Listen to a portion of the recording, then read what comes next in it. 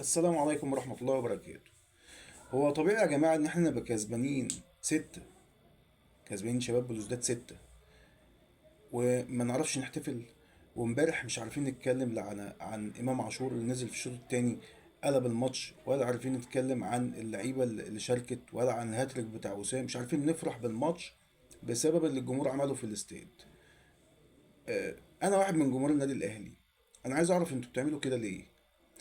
اللعيبة كل واحد في الملعب بيعمل اللي عليه. أنت شايف إن هم اثروا في ايه؟ يعني ايه اللي يحصل؟ وبعدين انت ليك حدود برضو ما تتخطاهاش. انت ليك حدود ان انت يعني ايه. وده رأيي، ده رأيي، عشان بس قبل ما حد يخش معايا في جدال بيشوف الفيديو. ده رأيي، اي حد من جماهير النادي الاهلي فوق دماغي. احنا بنتفرج وبنشجع فرقتنا ونساندها حتى في المحن، حتى في الخسارة لازم نقف جنب الفريق بتاعنا. لو لعيب عندنا مستواه بعيد شوية ولا حاجة، المفروض ان احنا بندعمه وبنسانده عشان خاطر يرجع يتألق تاني ويرجع لمستواه اللي كان عليه قبل كده. ما ينفعش اطلاقا ان انت يبقى لعيب عندك في الفرقة تقعد تهاجمه.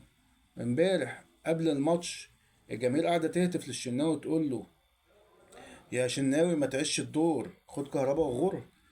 هو ده كلام؟ انت لو بتقول لي انا كده والله العظيم ثلاثة هيبقى ردي وحش جدا. يعني انت بتقول لي انا كده هيبقى ردي وحش جدا. انت ما بالك راجل في الملعب ونزل لعب الماتش بيلعب اساسي، الكابتن الشناوي كابتن فرقة، وانت بتقول له كده؟ في حدود يا جدعان، في حدود للحاجات ديت. انت عايز بتضغط على الفرقة، شايف ان انت الخسارة دي ليها اسباب، او شايف ان احنا كنا ممكن نوصل لحتة ابعد من كده شوية في ماتش باتشوكا. مفيش نصيب يا جدعان.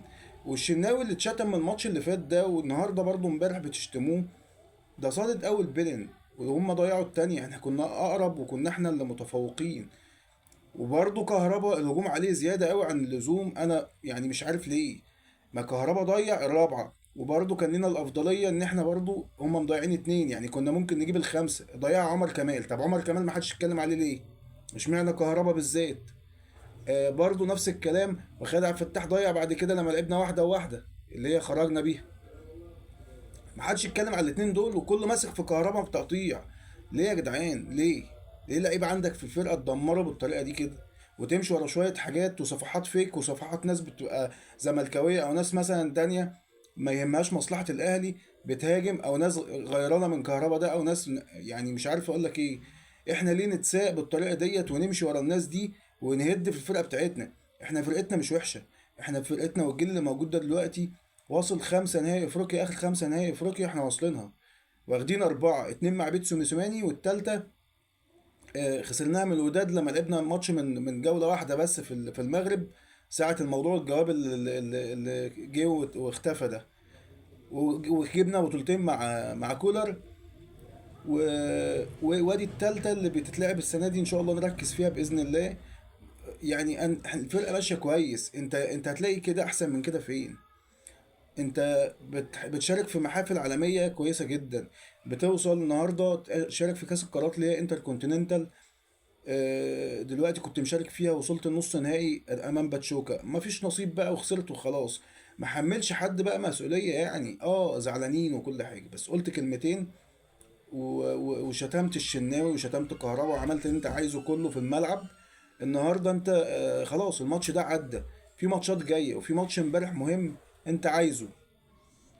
ايه الداعي ان انت النهارده امبارح يبقى انت مثلا بتلعب وتفضل تهاجم في اللعيبه تاني، وزعلان ان هم ما رضوش يروحوا يحتفلوا معاك بعد الماتش ازاي؟ ما خلاص، ما هو انت اللي عملت.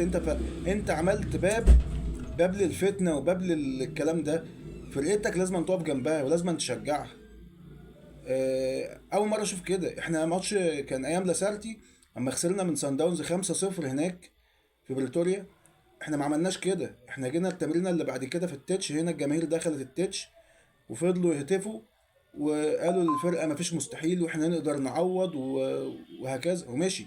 دعم، في دعم، تقف في ظهر فرقتك حتى لو في خساره او في حاجه مش كويسه، تقف في ظهر الفرقه.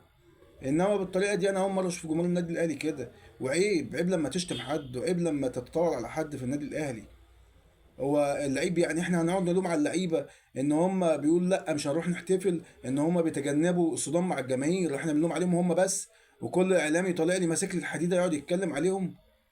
ما هم ليهم بني ادمين، بني ادمين برضه اللعيبه دي وليهم حقوق. ما ينفعش انت ما ترضاش ان حد يشتمك، ليه تشتم حد انت؟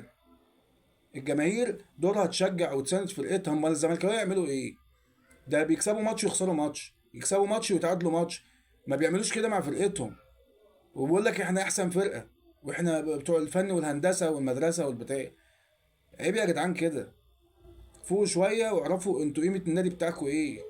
هجوم على الاداره، وهجوم على محمد رمضان، وهجوم على كهربا وعلى الشناوي وعلى كل اللعيبه، ايه ده؟ انا ما شفتش كده والله.